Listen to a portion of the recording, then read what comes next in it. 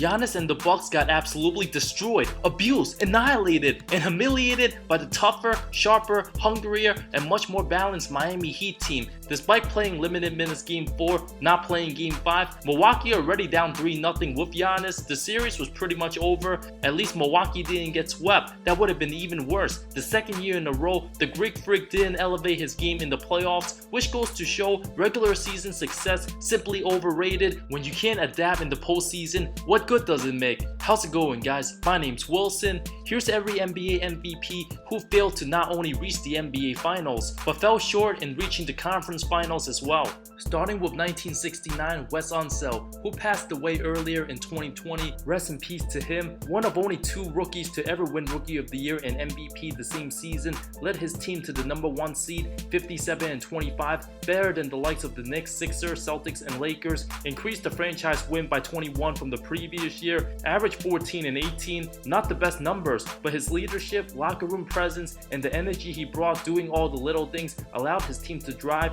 14 total teams back then, 4 in each conference to make the postseason. An absolutely tough matchup against prime Willis Reed's Knicks, who swept Unseld's bullets easily. Reed arguably robbed of MVP that season, finished second place, had the better numbers, proved he was better in the playoffs, put up over 28 a game, 15 rebounds, 51% shooting those 4 games. Unseld 19 points, 18.5 boards. His teammates Earl Monroe and Kevin Lowry, no match for the Knicks' second and third options Dave DeBusschere and Walt Frazier. Bob MacLeod 1975. Before his days with Showtime, the 3-time scoring champ won MVP just his 3rd season, 23 years old, averaged an incredible 34.5 points, 14 rebounds, 51% shooting, led his team to 49 wins, 3rd in the East. The center got the edge over 4th place Rick Barry, who should have won MVP, but hated by the players who voted back then. The playoffs didn't do justice for McAdoo, matching up with the 60-win high-power Bullets led by Unseld, Hayes, Phil Chenier, and Kevin Porter. McAdoo's second best player, Randy Smith. Buffalo didn't have much of a chance, did all he could, averaged an incredible 37.5 points, 13.5 rebounds, took the Bullets to 7 games. The best player all series, proving worthy of his award,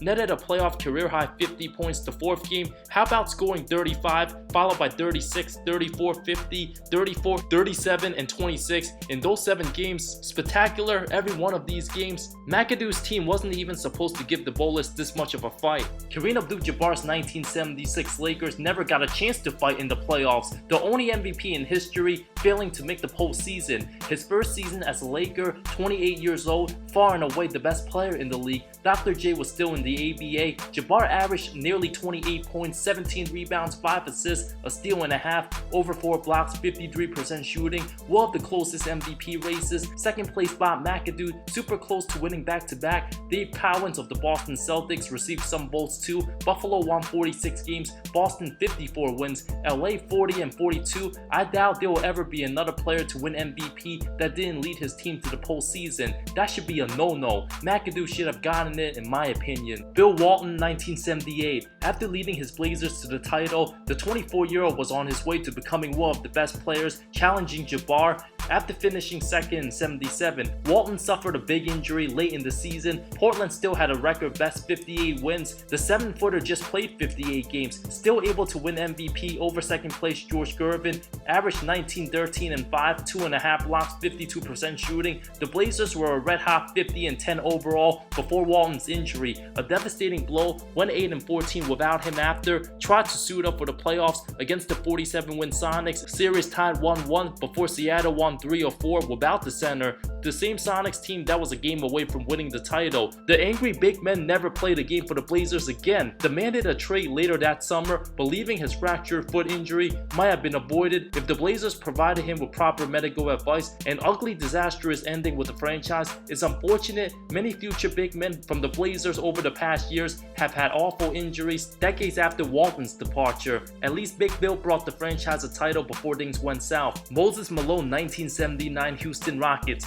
Big Mo, 23 years old, averaged almost 25 points, 17.5 rebounds, 54% shooting, his first of 3 MVPs from 28 wins the season before, 47 wins as the #1 guy, fell to the 46-win Hawks in the first round 2-0. Malone, the only Rocket to produce, averaged 24.5 points, over 20 rebounds those 2 games. None of his teammates put up over 13. George Gervin once again finished second place in the voting, led his team to 48 wins, but San Antonio was projected to be good. Jabbar's Lakers won 47 as well. Malone's Rockets most surprising, that's why he won the award. Moses Malone again, 1982, after leading his Rockets to the finals the previous year, his team won 46 games, averaged over 31 and 14, 52% shooting, Shaq-like numbers. Considered the best player in the league at the time, Larry Bird came in second place, leading Boston to 63 wins. Malone did not have the team to fully contend for a title. Second best player, 36-year-old Elvin Hayes, a tough matchup against the Sonics in the first round,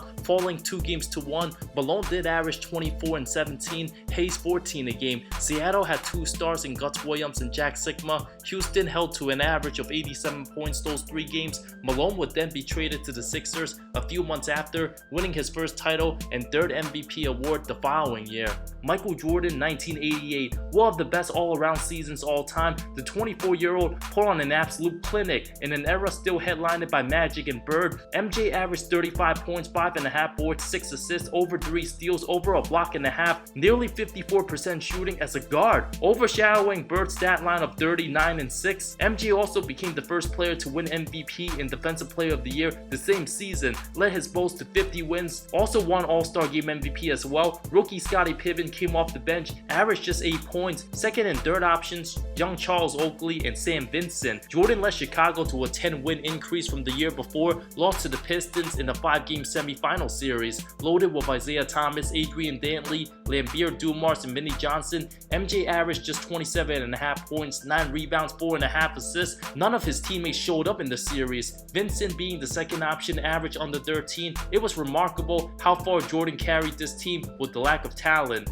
Magic Johnson, 1990, perhaps the most compelling MVP race all time. Charles Barkley actually had more first place votes, finished second place, MJ a close third. The Lakers won a league best 63 games. Barkley carried Philly to 53 wins with no help. Jordan 55 wins, the best numbers. While Magic put Showtime on his shoulder, the season after Jabbar retired, second option James Worthy, role players Brian Scott, AC Green, Michael Thompson, and Orlando Woodridge. Magic's Lakers shockingly upset it by the 54-win Phoenix Suns in the semis. After reaching 8 finals in 10 seasons, the trio of Kevin Johnson, Tom Chambers, and Jeff Hornacek went bananas. All 3 averaged over 20 points for the series. Role players Mark West, Dan Marley, and Eddie Johnson pretty good too, despite Magic averaging 30 points, 6 rebounds, 12 assists on 50% shooting, Worthy 21 a game. His other teammates didn't play their best. Many believe Showtime would sweep the second highest scoring team in the league, but the Suns had the younger legs. Lakers looked old and rattled. After making many deep runs over the years, the first time Phoenix beat the Lakers in a playoff series, a remarkable shocking story, ending the Pat Riley Showtime era.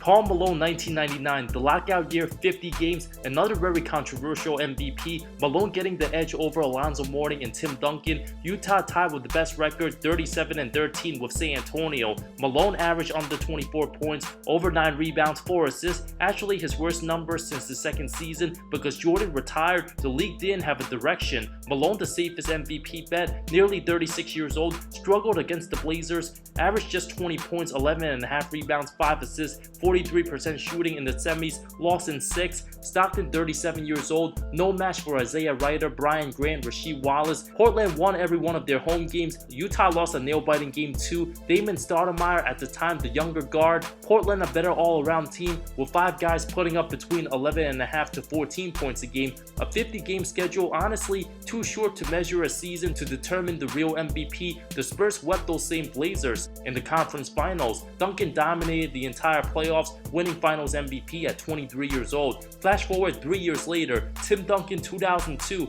After 99, the Spurs veterans got older and Pop had only a handful of young guys. Robinson, 36 years old. Duncan led his team to 58 wins the second straight year, averaged 25.5 points, almost 13 rebounds, 2.5 blocks, 51% shooting. Outside the Twin Towers, Steve Smith, 11.5 points, third option. Tony Parker was a rookie starting point guard. After Duncan put up 26 and 11 in the Sonics series, a second round nightmare matchup against the Lakers, to Duncan's credit, he played extremely well and proved he was worthy of the award, averaged 29 points, over 17 rebounds, 4.5 assists, over 3 blocks, had to do everything for his team. Robinson, a shell of himself, second leading scorer. Parker, a teenager, under 14 a game. Shaq held to 21.5 points on under 45% shooting. His field goal dropped 14% from the regular season, but Kobe just too good. The Lakers closer down the stretch. San Antonio lost in 5, despite Duncan, the leading scorer and rebounder, 4 of the 5 games, put up 34 and 25 in the 5th game. Also one of the closest MVP races. Second place Jason Kidd led his Nets to the finals, also fell to the Lakers.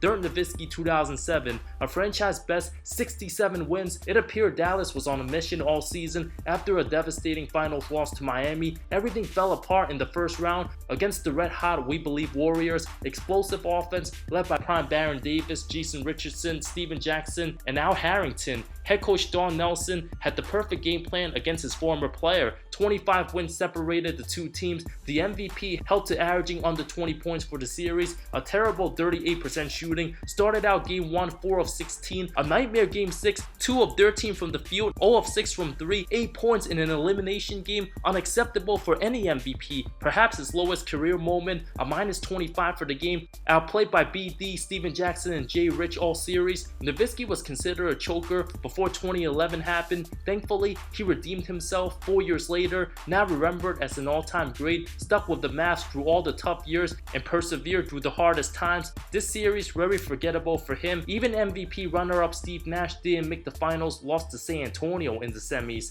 LeBron James 2010, after dominating the regular season, putting up nearly 38 and 9, role players Mo Williams, Antoine Jamison, Old Shaq, Anderson Varejao, and Delonte West, the Cavs had the second best preseason odds to win the title. Just like Giannis, James led his team to the best record back-to-back years, winning MVP at 24 and 25 years old, made quick work of Chicago before falling to a superior Boston team. James looked sharp games 1 and 3, but struggled 4 of the 6 games, had some off-court distractions involving one of his teammates. The C's defense on point all series. James didn't play his best, averaged 27, 9 and 7, under 45% shooting. Playoff Rondo was excellent for Boston, a disappointing end to the season, falling in 6th. James later signed with Miami less than 2 months later. Russell Westbrook 2017, after KD left OKC, nobody expected them to be any good, but Russ's historic campaign, putting up over 31, 10 and 10, becoming the first player since Oscar Robertson in 1962, averaging a triple-double, led his team to the 6th seed, 47 wins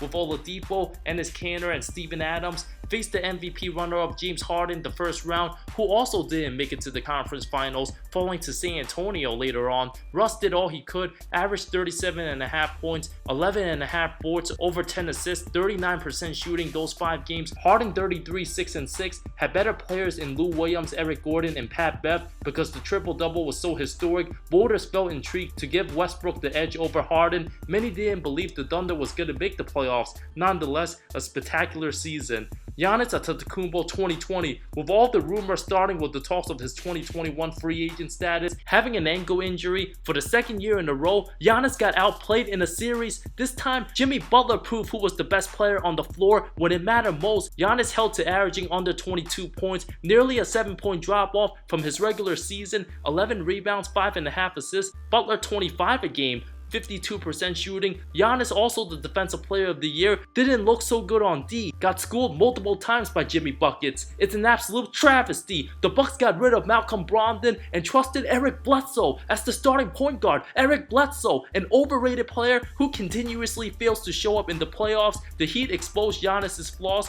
going 3 of 14 from 3 in the series, took a page out of the Raptors books in 2019. Butler transformed himself into Kawhi Leonard of 2019. It's never acceptable for the most valuable player in the regular season getting outplayed by another star the 2nd straight postseason. So what if the Bucks had the best regular season record? 56 and 17, was 52 and 8 after March 1st, went 4 and 9 after, played terrible in the bubble. Coach Bud extremely overrated, the future highly uncertain for the Greek Freak. He'll still be one of the best players in the league, can dominate all he wants in the regular season, but won't be considered the best of the best unless he elevates his game in the playoffs. Perhaps that'll happen happen in the near future still has many flaws he needs to fix. Those were all the MVP winners who failed to reach the conference finals the same season. Which one of these players on this list were you most disappointed by? Let me know in the comments below. Thank you so much for watching this video. Subscribe for more content, more good stuff coming soon. I love all of you. See you next time.